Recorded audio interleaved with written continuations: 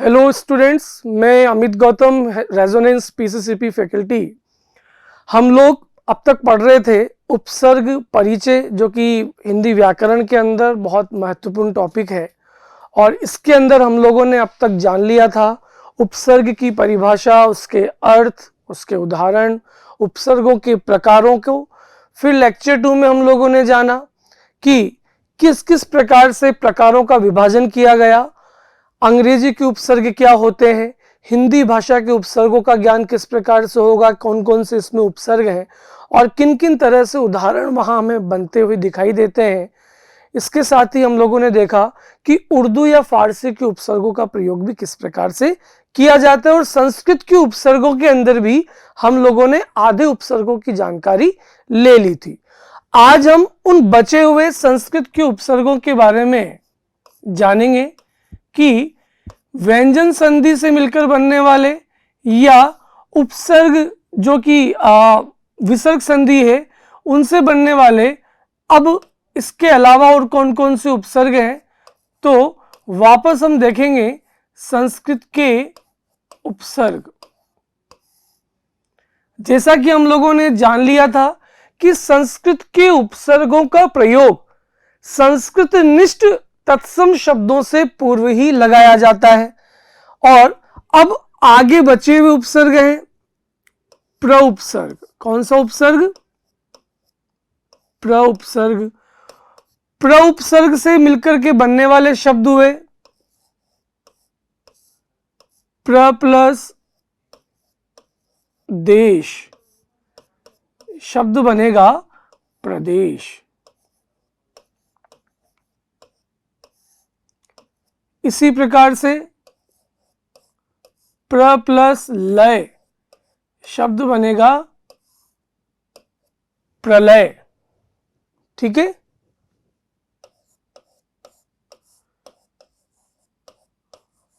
प्र प्लस कार्य, प्रकार्य।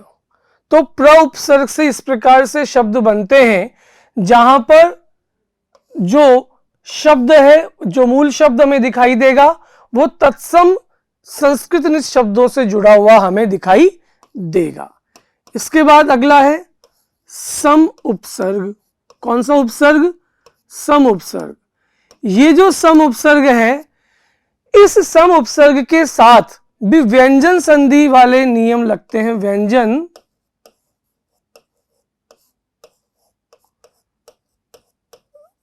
संधि या अनुस्वार संबंधी उदाहरण।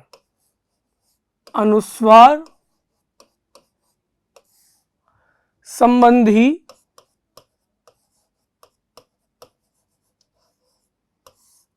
उदाहरण। ठीक है। तो कहने का मतलब सम उपसर्ग का प्रयोग जब किसी मूल शब्द के साथ किया जाएगा तो डेफिनेटली वहां पर व्यंजन संधि बनेगी। उस शब्द के साथ व्यंजन संधि के उदाहरणों का प्रयोग होगा, या कभी कभार वहां पर अनुस्वार का प्रयोग भी किया जा सकता है। कैसे? पहले नियम के अकॉर्डिंग, यदि सम उपसर्ग के बाद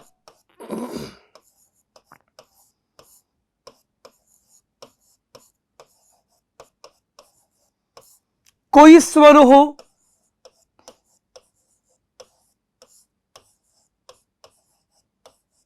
कोई स्वर हो, तो सम के म को इस स्वर के साथ जोड़ करके ही लिखा जाएगा।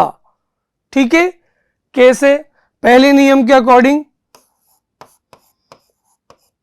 सम प्लस आदर। तो यहां पर मूल शब्द क्या हुआ? आदर। और आदर का पहला लेटर क्या हुआ? आ। और आ क्या है? कोई स्वर से संबंधित हुआ, तो म के साथ आ का प्रयोग होगा, तो शब्द बनेगा समादर।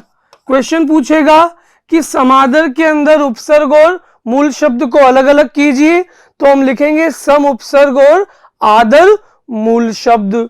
तो इस प्रकार यदि सम उपसर्ग के बाद मूल शब्द के अंदर पहला लेटर यदि कोई स्वर हो तो स्वर लगने के कारण इस म को आ के साथ जोड़ करके ही शब्द को बनाया जाएगा।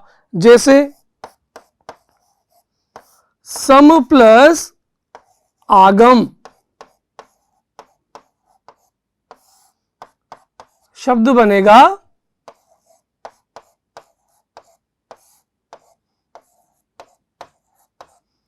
समागम। सम प्लस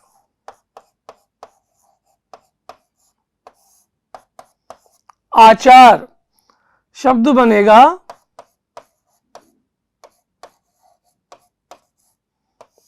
समाचार। इसी प्रकार सम प्लस ईक्षा, अब ई भी स्वर है तो म के साथ बड़ी की मात्रा, शब्द बनेगा समीक्षा। तो कहने का मतलब कि सम उपसर्ग का प्रयोग यदि किसी मूल शब्द के साथ किया गया हो तो हमें ध्यान रखने की आवश्यकता है कि सम के बाद में यदि कोई स्वर आ रहा है तो इस म को जो है हम आने वाले स्वर के साथ जोड़ करके पुनः वैसा का वैसा लिख देंगे। तो ये तो हुआ सम उपसर्ग का पहला नियम।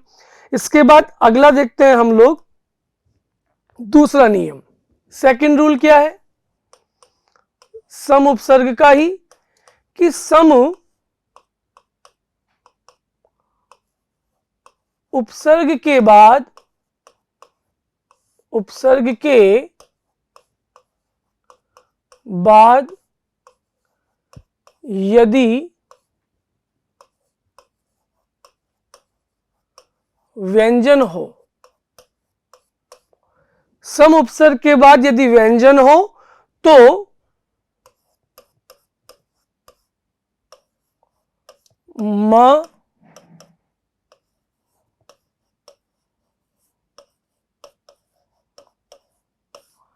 अनुस्वार में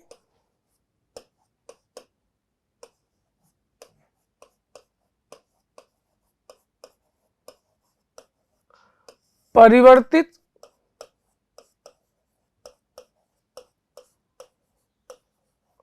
हो जाता है।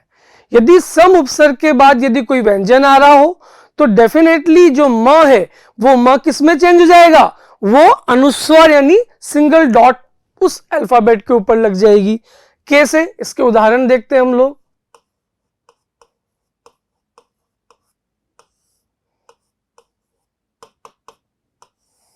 उदाहरण है सम प्लस गीत, सम प्लस गीत, शब्द बनेगा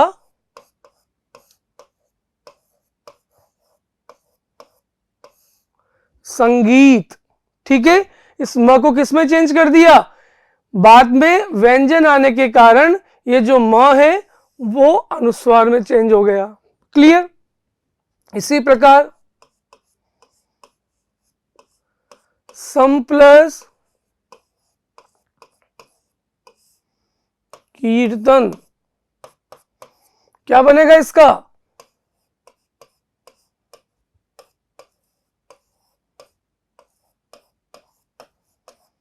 संकीर्तन। इसी प्रकार से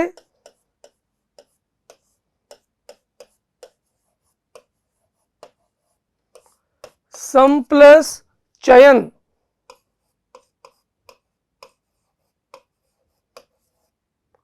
इसका बना संचयन। अगला है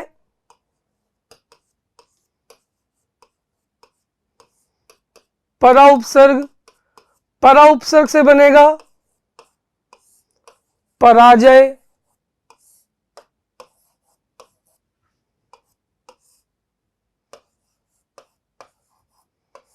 पराभव,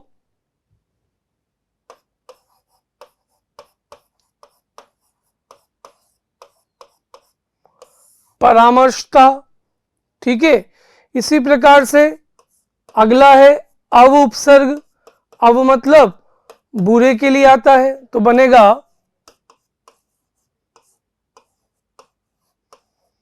अवगुण।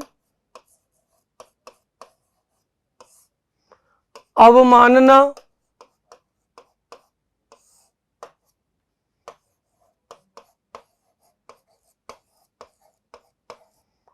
अवतीर्ण।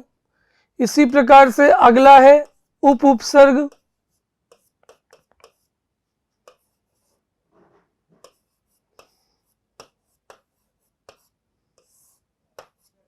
उपदेश,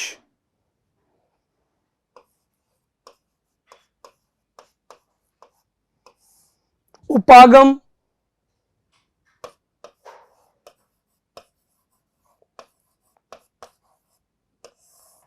उपयुक्त। ठीक है, इसी प्रकार से है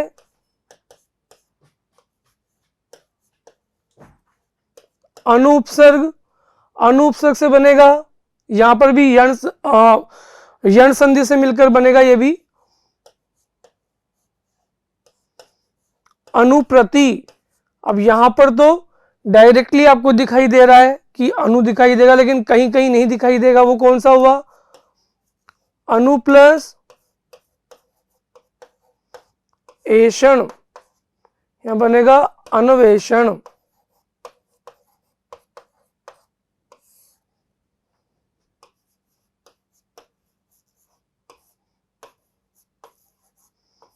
अनुनय,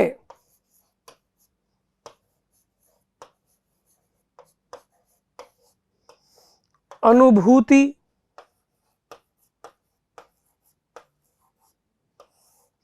अन्वय।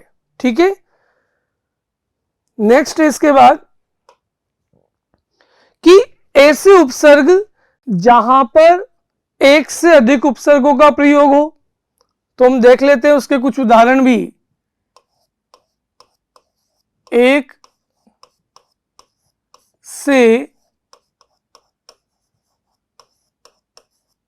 अधिक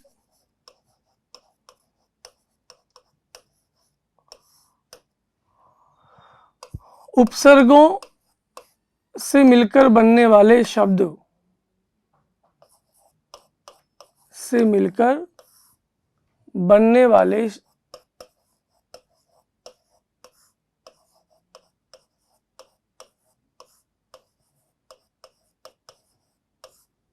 वाले शब्द। अब इसमें कौन कौन से हुए? कुछ एग्जाम्पल ऐसे भी होते हैं जहां पर एक से अधिक उपसर्गों का प्रयोग किया गया हो। जैसे एक शब्द है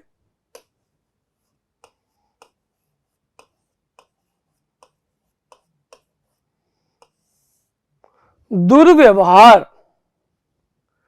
दुर्व्यवहार शब्द के अंदर दुरुपसर्ग, इसमें वी उपसर्ग, इसमें अव उपसर्ग। तो उपसर्ग कितने हुए? 3। दुर, वी प्लस अव, और मूल शब्द कौन सा हुआ? हार। इन 3 उपसर्गों से मिलकर के ये शब्द बनाया गया है। तो इस प्रकार से बहुत सारे शब्द ऐसे होते हैं जहां हम कह सकते हैं कि एक से अधिक उपसर्गों से मिलकर भी शब्दों का निर्माण किया जाता है। तो इस प्रकार से हम बात कर सकते हैं कि संस्कृत के उपसर्गों का प्रयोग डेफिनेटली संस्कृत शब्दों के साथ होगा। अरबी, उर्दू या फारसी के उपसर्गों का प्रयोग उन्हीं शब्दों के साथ होगा जिस भाषा से संबंधित है। अंग्रेजी के उपसर्गों का प्रयोग अंग्रेजी शब्दों के पूर्व में होगा, और हिंदी के उपसर्गों का प्रयोग हिंदी के शब्दों के साथ ही किया जाएगा। तो इस तरह से हम लोगों ने इसमें पढ़ा कि उपसर्ग क्या है और किस तरह से उपसर्गों का प्रयोग किया जाता है। धन्यवाद।